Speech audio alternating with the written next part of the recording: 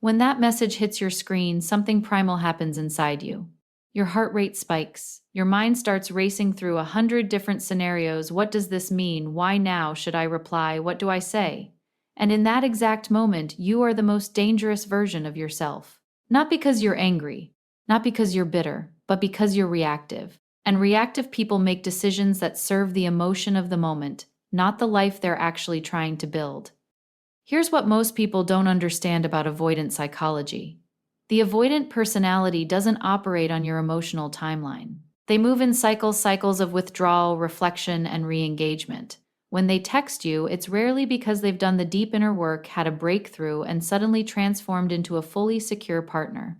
More often, it's because something in their world shifted, loneliness crept in, a trigger reminded them of you, or the discomfort of. Distance finally outweighed the discomfort of connection. That text is their emotional release valve. And if you respond from a place of raw, unprocessed emotion, you become the outlet for something they haven't even fully sorted out themselves. So, what does staying calm actually mean in practice? It doesn't mean suppressing what you feel. It doesn't mean pretending you're indifferent when you're not.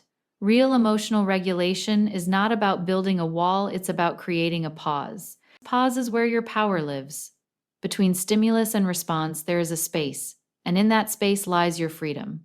Viktor Frankl wrote those words in the context of surviving unimaginable suffering, but they apply here with equal force. You have the ability, if you choose to exercise it, to interrupt the automatic response, to step outside the emotional flood, and to ask yourself one critical question: who do I want to be in this moment? Because how you respond to that first text sets the entire tone of what follows. Think about it like an opening move in a chess game. You don't win chess in the first move, but you absolutely can lose the game in the first move. A panicked, overeager reply signals insecurity. A cold, passive-aggressive reply signals unresolved resentment. Either extreme hands control of the dynamic directly to them, and avoidance, even unconsciously, will retreat the moment they sense too much emotional pressure in either direction. What you're actually doing when you take that pause is something far more.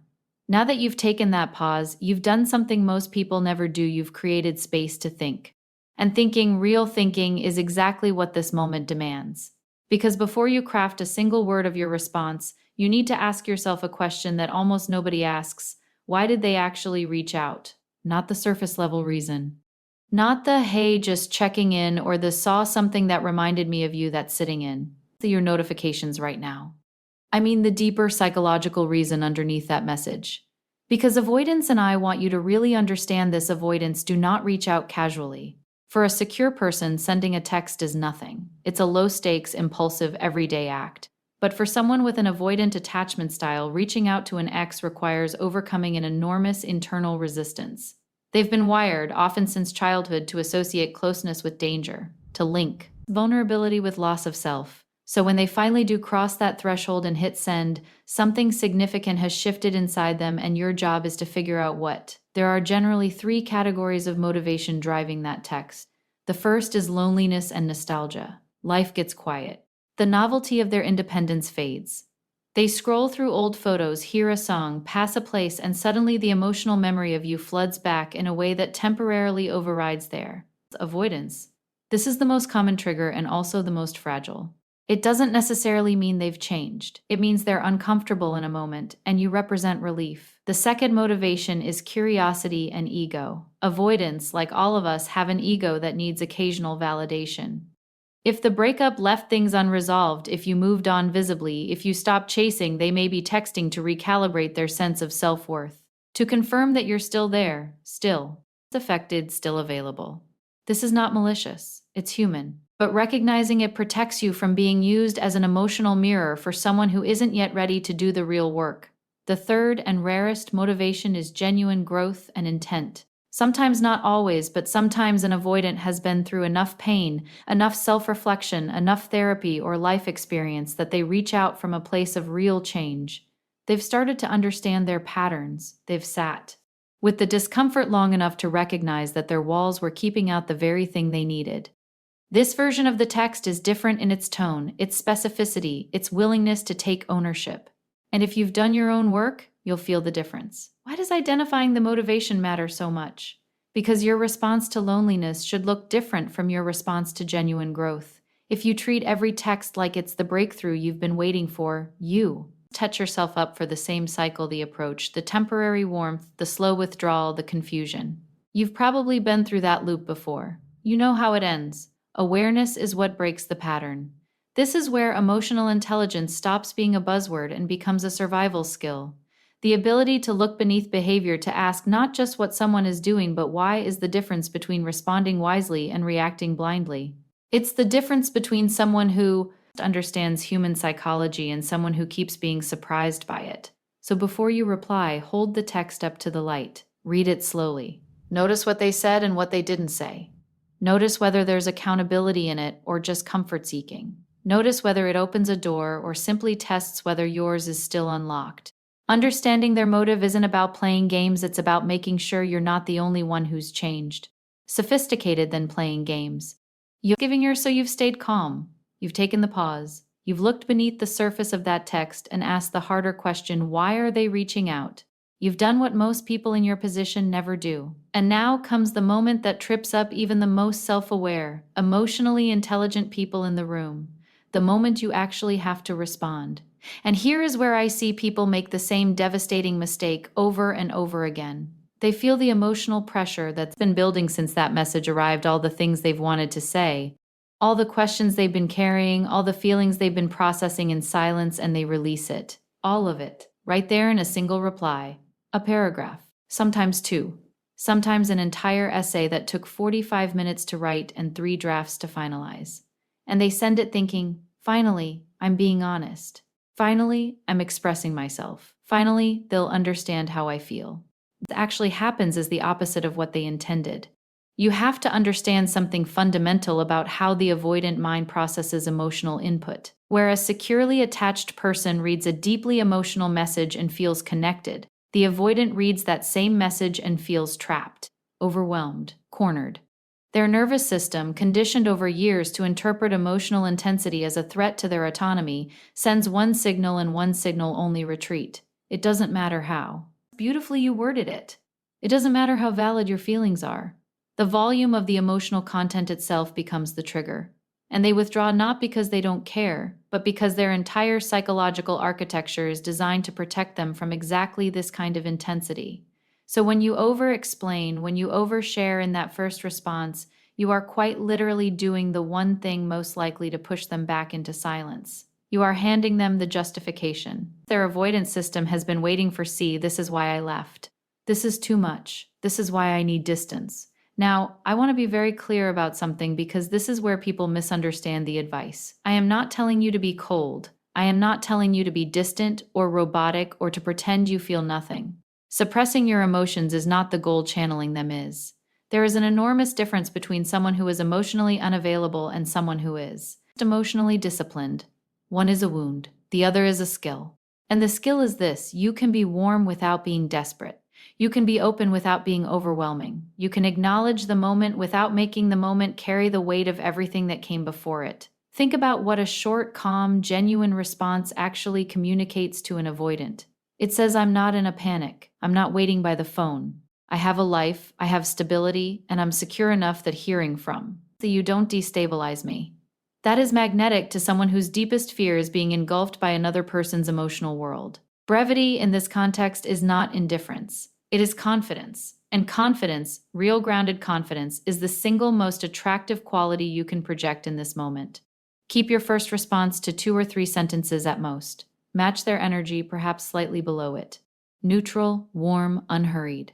You are not auditioning for their affection. You are not submitting a case for why they should come back. You are simply a whole, grounded person acknowledging another person's message from a place of complete security. Let the conversation develop at a natural pace. Let there be space. Let them lean in. Because an avoidant who has to lean in, who doesn't feel chased, pressured, or emotionally managed, is an avoidant who stays in the conversation long enough for something real to actually develop.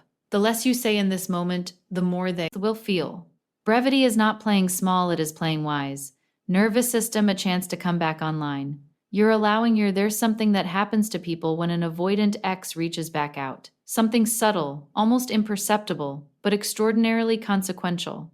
Without even realizing it, they shift, they soften their boundaries. They become a little more available than they actually are. They respond a little faster than they normally would. They laugh a little harder at things that aren't that funny. They make themselves just a little bit smaller, a little more accommodating, a little more convenient, all in the quiet, unspoken hope that if they just reduce enough friction, the other person will choose to stay this time. And I understand that impulse completely. When you've cared deeply about someone, when history exists between you, when part of you still holds hope, the natural instinct is to make it easy for them, to remove every possible obstacle, to essentially say, through your behavior, if not your words, I'm here, I'm ready, just tell me what you need. It feels like generosity. It feels like love, even. But what it actually communicates at the level of relationship dynamics is something far more damaging. It communicates that your presence in someone's life is negotiable, that your standards flex based on who's asking, that you can be accessed on demand without investment, without effort, without earning it. And here is the hard truth. People, all people, not just avoidance, assign value based on perceived worth. It is not cynical to acknowledge this. It is simply how human psychology operates. We are wired to treat things we had to work for differently than things that were simply handed to us. The avoidant, who already has a deeply ingrained tendency to devalue closeness once it feels too accessible, will unconsciously begin to see you as less significant the moment you become completely available. Not because they are cruel, not because they're deliberately manipulating you, but because availability without boundaries reads, at a psychological level, as a lack of self-worth. And nobody builds a meaningful future with someone they've stopped respecting. So what does it mean to set the frame?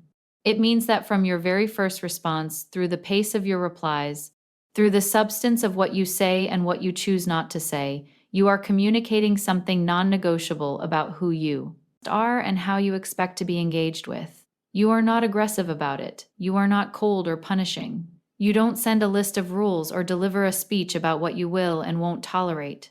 That's not power, that's anxiety wearing the costume of power. Real frame setting is far quieter than that. It lives in the unhurried pace of your response. It lives in the reply that's warm but doesn't drop everything. It lives in the conversation that's engaging but doesn't chase. It lives in the version of you that is genuinely, authentically full of purpose, full of direction, full of a life that was never actually on hold waiting for this text. Because here's what the avoidant is doing in those early exchanges, even if they're not consciously aware of it. They are reading you. They are scanning for information about who you've become in their absence. They are looking for signs of desperation or signs of growth. They are assessing, at a gut level, whether re-engaging with you carries the same emotional risks it did before, whether you will become clingy, whether you will demand more than they can give, whether your need for closeness will eventually feel like a cage. Your job is not to convince them otherwise with words. Your job is to show them otherwise with behavior. And the behavior starts now, in how you hold yourself in this conversation. This is not about ego. This is not about making them chase you for sport. This is about something far more important. It's about you showing up as the person you have actually been working to become. Because if real reconciliation is the goal, it needs to be built on a new foundation, not the same dynamic that collapsed before. And new foundations require new energy from both sides. You bring yours by refusing to return to the version of yourself that made peace with less than you deserved. Your boundaries are not walls that keep love out, they are the architecture that makes real love possible. Prefrontal cortex, the part of your brain responsible for, by this point in the conversation, something interesting is starting to happen. The exchange is flowing. There's warmth there. Maybe even a little humor, a little familiarity, that comfortable ease that only exists between two people who have genuinely known each other. And your mind, which has been disciplined and grounded up until now, starts to whisper, this feels different. Maybe they've changed. Maybe this is the moment. Maybe I should just ask what happened between us? Where did we go wrong? Do you still have feelings for me? And every single part of that impulse, however understandable, however human, is a trap. I want you to understand something about the architecture of avoidant psychology that most people never fully grasp. The avoidance relationship with emotional intimacy is not simply about being private or introverted or independent. It is about a deeply conditioned response to vulnerability that was formed long before you ever entered the picture. For the avoidant, emotional depth, real, exposed, unguarded emotional depth activates an internal alarm system. It signals danger. It signals the potential for engulfment, for loss of self, for the kind of emotional dependency that somewhere in their history became associated with pain. So when a conversation suddenly pivots from light and warm to heavy and searching, when the questions become probing and the stakes become visible, their system doesn't respond with openness. It responds with the only defense mechanism it knows: distance. This is why pushing for closure or deep emotional processing too early in re engagement is not just ineffective, it is actively counterproductive. You are essentially asking someone to swim in the deep end before they have forgotten they can float. And the moment they feel that depth beneath them, that sense of emotional pressure rising, they don't reach for your hand. They swim back to shore. And this time, they may not come back. So, what do you do with everything you're carrying? Because let's be honest, there is a lot. There are questions that have lived rent-free in your mind for months. There are things that were left unsaid when this ended. There is grief in there and confusion and maybe anger, and underneath all of it, a very real need to understand what happened so you can make sense of your own experience. Those feelings are not the problem. Those feelings are completely valid and they deserve to be honored. The question is simply one of timing and context. And the early stages of re-engagement with an avoidant is neither the right time nor the right context for that conversation. Think of it like building a fire. You don't start with the largest log. You start with kindling small, manageable, low risk. You let the flame establish itself, let it find its footing, let it grow at its own pace. Only once there's a real, stable heat at the center can the larger pieces catch and hold. Emotional intimacy with an avoidant works exactly the same way. The deeper conversations, the accountability conversations, the where did we go wrong and what would be different this time conversations, those are the large logs. And you cannot place them on a fire that hasn't been built yet without smothering the whole thing. What you can do instead is let the conversation breathe. Ask light questions. Be genuinely curious about their life without interrogating their motives. Share things about yourself that reflect your growth without making that growth into a performance. Let there be pauses. Let there be lightness. Let there be moments where nothing particularly significant is being said, and recognize that in those moments, something very significant is actually happening. Trust is being quietly, incrementally rebuilt, not through grand declarations or difficult confrontations, but through the simple, repeated experience of being in each other's presence without it being painful. Patience here is not passivity. It is not weakness or resignation. It is a profound form of strategic intelligence, the understanding that what you want most cannot be rushed into existence, that the conversation you actually need can only happen once the relationship has enough warmth and safety to hold it. You are not avoiding the truth. You are preparing the ground for the truth to land somewhere it can actually take root. The conversation you're desperate to have will mean nothing if you have it too soon, but it can change everything if you wait until the moment is real. Rational thought, we've covered a lot of ground together. We've talked about the pause, about decoding motivation, about the power of brevity, about setting the frame, about letting the conversation breathe without forcing it toward conclusions it isn't ready to reach. And every single one of those principles, as distinct as they each are, flows from the same underlying source. They all require something from you that no strategy, no script, no perfectly worded text message can substitute for. They all require that before you do anything else, before you reply, before you analyze, before you decide whether this person deserves another chapter in your story, you get radically, unflinchingly clear on what you actually want. This sounds simple. It is not simple. In fact, it may be the hardest thing I've asked of you today. Because most people, when they're honest with themselves, don't actually know what they want in this moment. They know what they feel. They know they feel something when that name appears on their screen. They know there's history there, and chemistry, and the particular kind of comfort that only comes from someone who has known you in an unguarded way. But feeling something and wanting something are not the same thing. And confusing the two is where the cycle perpetuates itself, where intelligent, self-aware people find themselves back in the same dynamic they swore they'd never return to, wondering how they got there again. So let me ask you the question directly, the way I'd ask it if we were sitting across from each other right now. Not theoretically, not hypothetically. What do you actually want from this? Do you want reconciliation? And if so, not reconciliation with the fantasy version of this person that your mind has been quietly perfecting in their absence, but reconciliation with the actual human being who has an avoidant attachment style, who will require enormous patience and a different kind of love than most people are willing to offer. Are you genuinely prepared for what that path looks like? Have you done enough of your own work to show up in that dynamic without losing yourself inside it? Or do you want closure? Do you want the conversation that finally makes the ending make sense? That gives you permission to fully release this and move forward without the loose thread of what if trailing behind you. Because that is an equally valid and equally courageous thing to want. Closure is not failure. Closure is not giving up. In many cases, closure is the most self-respecting choice available, the decision to stop waiting for someone to become what you need and to start building a life that doesn't require that transformation to happen. Or, and this is the answer that requires the most honesty, do you not yet know? Are you in that in-between space where you want to leave the door open without walking through it, where you're hoping the conversation will tell you what you want before you have to commit to wanting it? That's a human place to be, but it is a dangerous place to respond from. Because when you don't know your own intention, the other person's energy fills that vacuum. Their pace becomes your pace. Their level of investment defines yours. Their ambiguity gives permission to your ambiguity. And suddenly you're not navigating the situation, you're being navigated by it. Knowing your goal before you. Nat reply is not about being rigid or closing yourself off to whatever naturally unfolds. It's about having an internal compass that keeps you oriented regardless of how the conversation twists and turns. It's about being able to engage with warmth and genuine openness while still maintaining the self-awareness to recognize when something is serving you and when it isn't. It's the difference between someone who is participating in a dynamic and someone who is leading themselves through one. And that distinction between participation and self-leadership is ultimately what determines whether this interaction becomes a repetition of the past or the beginning of something genuinely different. You owe it to yourself to know why you're at the table before you sit down. Not for their sake, not as a tactic, but because you are not the same person you were when this ended. You have done the reflection. You have sat with the discomfort. You have grown in ways that deserve to be protected, not gambled away in a moment of emotional impulse. Your clarity is the ultimate form of self-respect.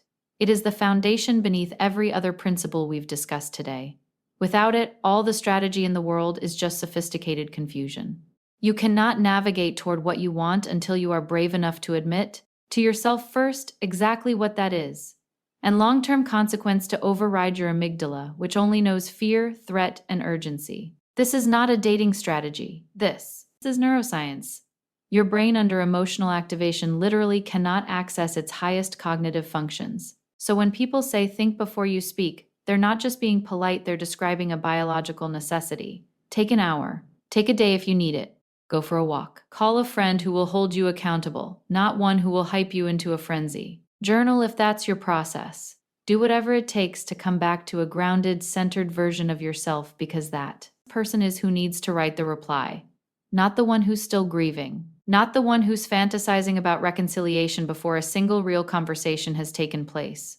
The text is not the relationship. It is an opening. And openings in the hands of someone who is calm, clear, and intentional become opportunities. Stillness is not weakness. In this moment, it is the most powerful thing you can do.